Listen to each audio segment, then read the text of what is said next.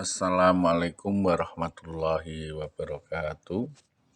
Perkenalkan, saya Wahid Budianto dari SMP Negeri 4 Jepara, CGB Angkatan 5 Kabupaten Jepara.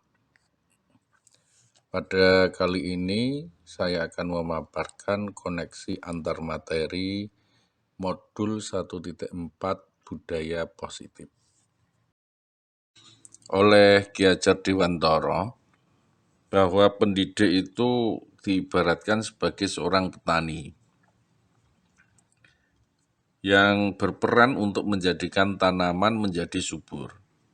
Sedangkan sekolah itu diibaratkan sebagai tanah, tempat menanam bibit tanaman. Agar anak dapat tumbuh kembang sesuai kodratnya, sekolah harus merupakan lingkungan yang menyenangkan, menjaga dan melindungi siswa dari hal-hal yang tidak baik. Dengan demikian, semua komponen sekolah itu harus menciptakan suatu lingkungan positif, sehingga tercipta kebiasaan-kebiasaan baik. Kebiasaan-kebiasaan tersebut akan menjadi karakter-karakter baik untuk semua warga sekolah dan akan membentuk sebuah budaya positif. Menciptakan lingkungan yang positif agar terbentuk suatu budaya positif adalah suatu proses perjalanan pendidikan yang merupakan tanggung jawab kita sebagai seorang pendidik. Suatu lingkungan yang aman dan nyaman akan memberikan siswa kebebasan untuk berproses, belajar membuat kesalahan, belajar lagi, sehingga mampu menerima dan menyerap suatu pembelajaran. Sebaliknya, jika siswa merasakan tekanan-tekanan dari lingkungannya, maka proses pembelajaran akan sulit terjadi pada siswa tersebut. Ki Hajar Dewantara menyatakan bahwa untuk menciptakan murid yang merdeka, syarat utamanya adalah disiplin yang kuat. Disiplin yang dimaksud itu adalah disiplin diri yang memiliki motivasi internal atau intrinsik. Jika kita tidak memiliki motivasi internal, maka kita memerlukan pihak lain untuk mendisiplinkan kita.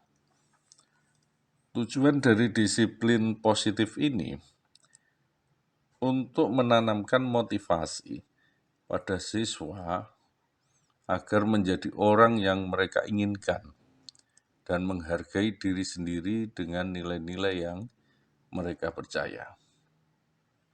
Ketika siswa memiliki motivasi tersebut, mereka telah memiliki motivasi intrinsik yang berdampak jangka panjang. Motivasi yang tidak akan terpengaruh pada adanya hukuman atau hadiah. Disiplin diri itu berarti dapat bertanggung jawab terhadap apa yang dilakukan, berdasarkan pada nilai-nilai kebajikan universal. Nilai-nilai tersebut berarti nilai-nilai kebajikan yang disepakati bersama, lepas dari suku bangsa, agama, bahasa maupun latar belakangnya. Dengan mengacu pada nilai-nilai kebajikan yang diyakini, maka motivasi dari dalam diri sendiri akan muncul, sehingga memberikan motivasi dari dalam untuk dapat mencapai tujuan yang mulia. Salah satu nilai-nilai yang telah menjadi kebajikan adalah profil pelajar Pancasila. Maka dalam hal ini, profil pelajar Pancasila ini perlu melekat pada peserta didik. Pada dasarnya, yang dapat mengontrol seseorang itu dirinya sendiri. Selanjutnya, psikiater dan pendidik, Dr. William Glasser dalam kontrol teori yang berkembang kemudian dinamakan choice theory, meluruskan beberapa miskonsepsi tentang makna kontrol. Pada dasarnya, kita itu tidak dapat memaksa siswa untuk berbuat sesuatu jika siswa tersebut memilih tidak ingin melakukannya. Walaupun tampaknya guru itu sedang mengontrol perilaku siswa, itu terjadi karena siswa sedang mengizinkan dirinya dikontrol. Saat itu, bentuk kontrol guru menjadi kebutuhan dasar yang dipilih siswa tersebut.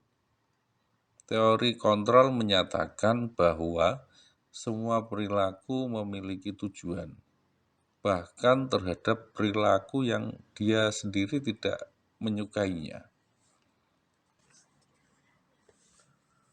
Penguatan positif atau bujukan merupakan bentuk-bentuk kontrol.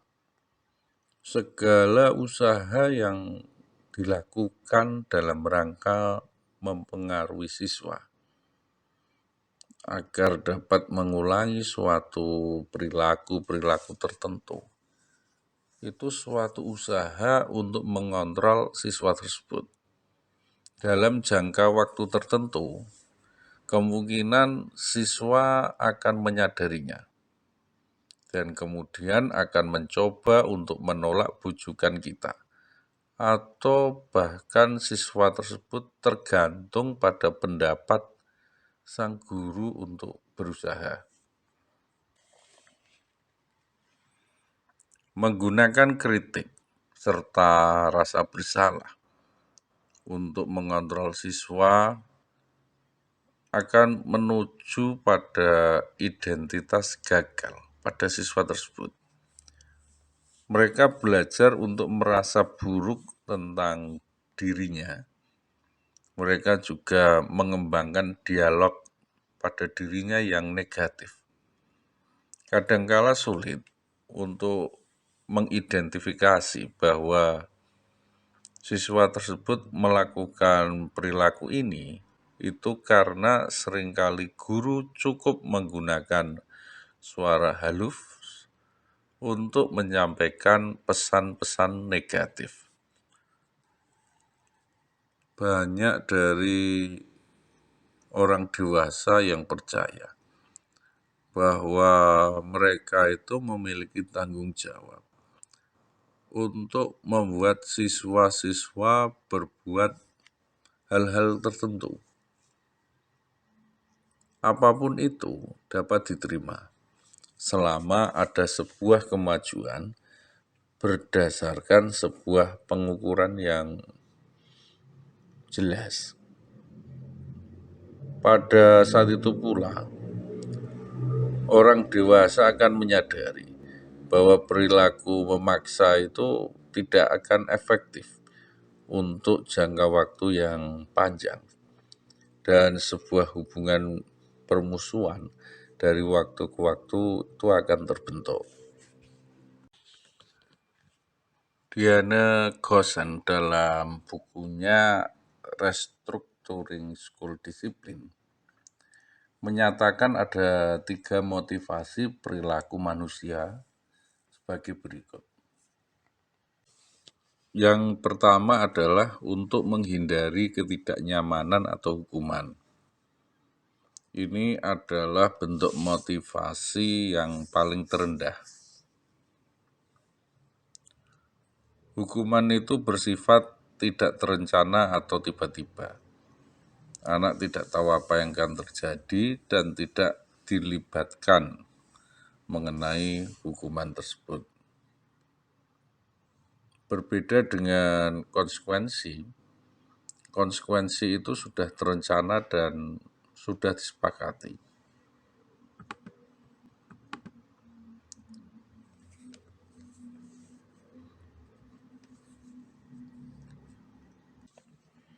Yang kedua, itu untuk mendapatkan imbalan atau penghargaan dari orang lain. Ini merupakan bentuk motivasi setingkat di atas motivasi yang pertama tadi. Orang berperilaku untuk mendapatkan imbalan atau penghargaan.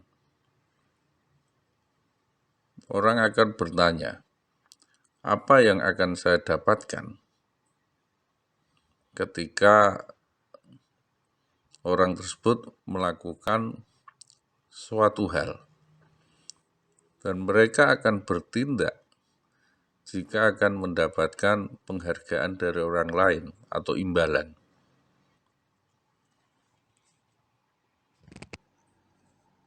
Yang ketiga merupakan bentuk motivasi yang tertinggi, yaitu untuk menjadi orang yang mereka inginkan dan menghargai diri sendiri dengan nilai-nilai yang mereka percaya. Ini merupakan motivasi yang membuat mereka itu mempunyai disiplin positif. Karena motivasi yang dia lakukan itu bersifat internal, bukan eksternal. Seluruh tindakan manusia itu memiliki tujuan tertentu. Semua yang kita lakukan adalah usaha terbaik kita, di mana untuk mendapatkan apa yang kita inginkan. Ketika kita mendapatkan apa yang kita inginkan, saat itu kita sedang memenuhi satu atau lebih dari kebutuhan dasar kita. Berikut adalah 5 kebutuhan dasar manusia. Yang pertama adalah kebutuhan bertahan hidup, yaitu kebutuhan yang bersifat fisiologis untuk bertahan hidup seperti kesehatan, rumah, dan makanan. Yang kedua adalah kasih sayang dan rasa diterima.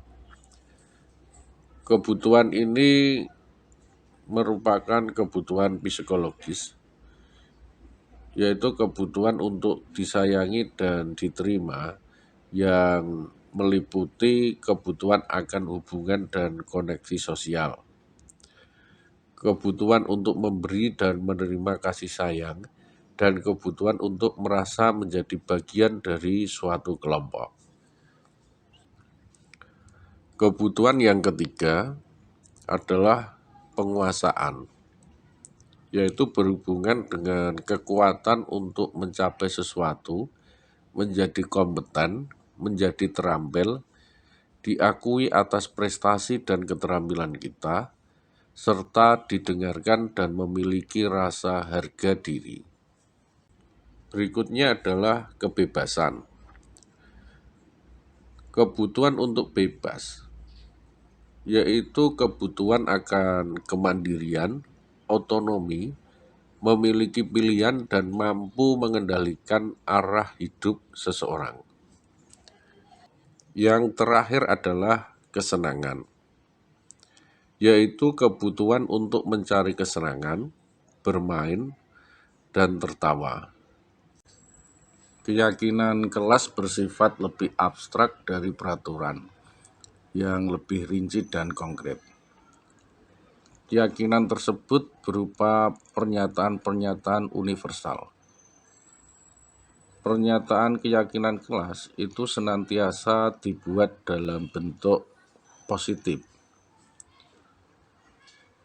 Untuk jumlahnya itu tidak terlalu banyak, sekitar 3-7 pernyataan, sehingga mudah diingat dan dipahami oleh semua warga kelas.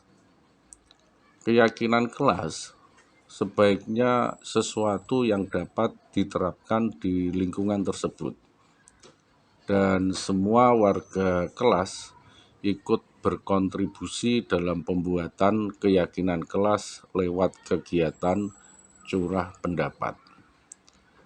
Setelah keyakinan kelas terbentuk, dalam menjalankan keyakinan tersebut, hendaknya ditinjau kembali keyakinan kelas tersebut dari waktu ke waktu.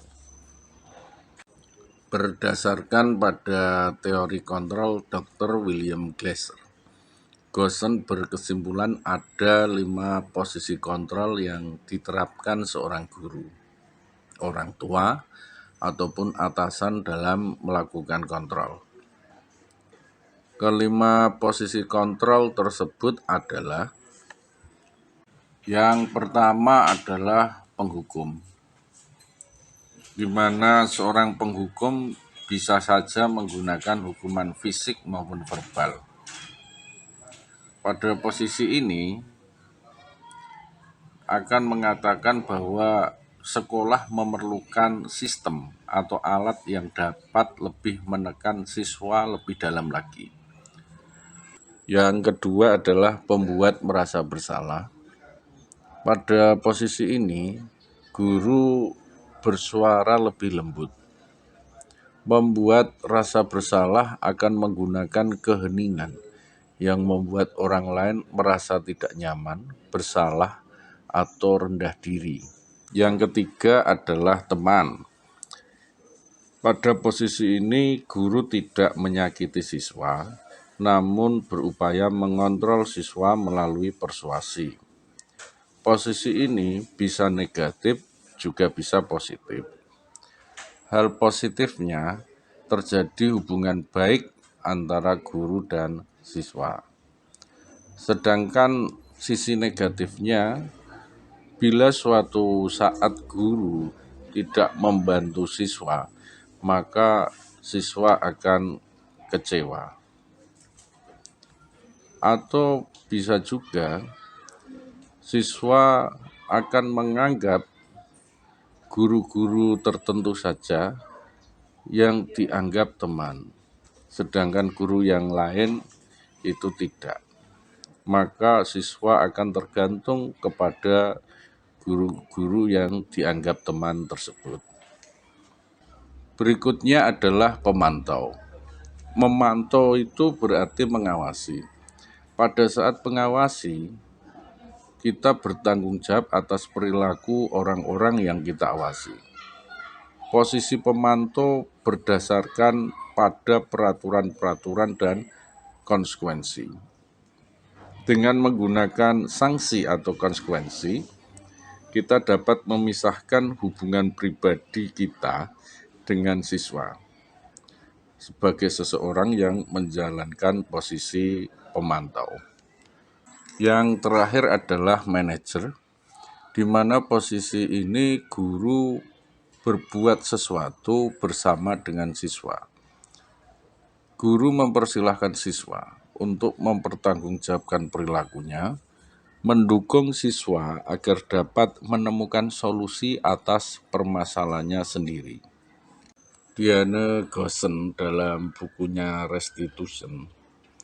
Restructuring School Discipline tahun 2001 telah merancang sebuah tahapan untuk memudahkan para guru dan orang tua dalam melakukan proses untuk menyiapkan anaknya dalam melakukan restitusi. Langkah-langkah itu bernama segitiga restitusi. Berikut adalah segitiga restitusi yang dipresentasikan dalam 3 sisi segitiga restitusi. Yang pertama adalah menstabilkan identitas, yaitu mengubah identitas anak dari orang yang gagal karena melakukan kesalahan menjadi orang yang sukses. Yang kedua, validasi tindakan yang salah. Setiap tindakan yang dilakukan itu pasti punya tujuan, yaitu memenuhi kebutuhan dasar. Kalau kita memahami kebutuhan dasar apa yang mendasari sebuah tindakan, kita akan menemukan cara-cara yang efektif untuk memenuhi kebutuhan tersebut. Sisi yang terakhir adalah menanyakan keyakinan. Siswa dihubungkan dengan nilai-nilai yang dia percaya dan menjadi orang yang dia inginkan.